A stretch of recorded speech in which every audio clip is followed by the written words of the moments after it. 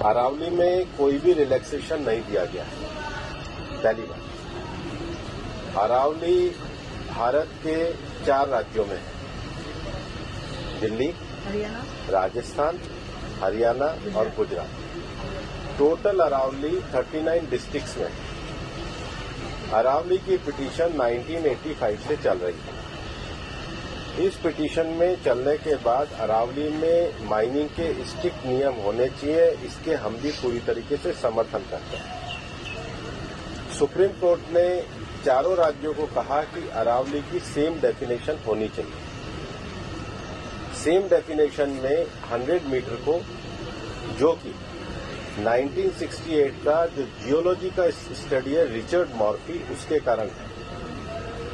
कुछ YouTube channel ने और कुछ लोगों ने एक कंफ्यूजन खड़ा कर दिया कि 100 मीटर का अर्थ होगा टॉप के 100 मीटर। ऐसा नहीं है। उसका जो बेस स्ट्रक्चर है, जो पर्वत का बेस स्ट्रक्चर है, अगर वो जमीन के अंदर भी 20 मीटर है, वहां से लेके 100 मीटर तक प्रोटेक्शन है। तो जो 100 मीटर का प्रोटेक्शन है, जो लोगों ने कंफ्यूजन करा है कि मतलब ऊपर का 100 मीटर है, नीचे खुदाई कर सकेंगे, वो नहीं। मैं आपको फिर क्लियर कर रहा हूं। 100 मीटर का अर्थ है टॉप 100 मीटर से बॉटम के अंदर तक जो उसका पूरा फैलाव है। पहाड़ी तो ऐसे होती है, तो उसका बॉटम तो बड़ा होता है। जहां तक उसका बॉटम जाएगा, वहां से लेके 100 मीटर तक प्रोटेक्शन है। और अगर एक पहाड़ी और दूसरी पहाड़ी के बीच में 500 मीटर का गैप है, तो वो जमीन भी अरावली रेंज मानी जाएगी। इस डेफिनेशन के आने के बाद 90% से ज्यादा एरिया प्रोटेक्टेड एरिया में आ गया। 90% से ज्यादा। मेरा ये स्टेटमेंट लिख लीजिए, टोटल अरावली का एरिया 1,47,000 स्क्वायर किलोमीटर है। इसके बाद केवल अभी की जो मेरे पास 39 डिस्ट्रिक्ट है, केवल 217 किलोमीटर, मतलब 2% में ही माइनिंग हो सकती है। और वो भी हर तरीके से नहीं हो सकती। उसके लिए भी सुप्रीम कोर्ट ने डायरेक्शन दिया है कि आपने जैसे सारंडा और झारखंड में एक पूरा पहले माइनिंग प्लान बनाया है, वो प्लान तैयार करिए। वो प्लान तैयार करने के बाद भी ICFR जो इंस्टीट्यूशन है, उसकी परमिशन होगी, उसके बाद ही परमिशन मिलेगी।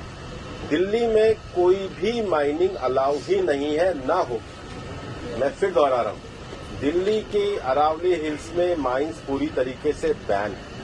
अरावली में लगभग 20 से ज्यादा फॉरेस्ट रिजर्व, प्रोटेक्टेड एरिया वो एज इट इज रहेंगे। तो reserve area, protected area, even 100 metre भी पहले क्या होता था, जो लोगों ने करा था कि टॉप को छोड़ के नीचे खुदाई करते थे, तो वो एक तरीके से उसके चारों तरफ करते थे। अब वो भी नहीं कर सकेंगे। तो मुझे लगता है सुप्रीम कोर्ट ने जो निर्णय दिया है, ministry of environment, survey of India, geological survey of India, और जियोलॉजिकल सर्वे ऑफ इंडिया में जो इंटरनेशनल स्टैंडर्ड है रिचर्ड मॉर्फी, उसको दिया।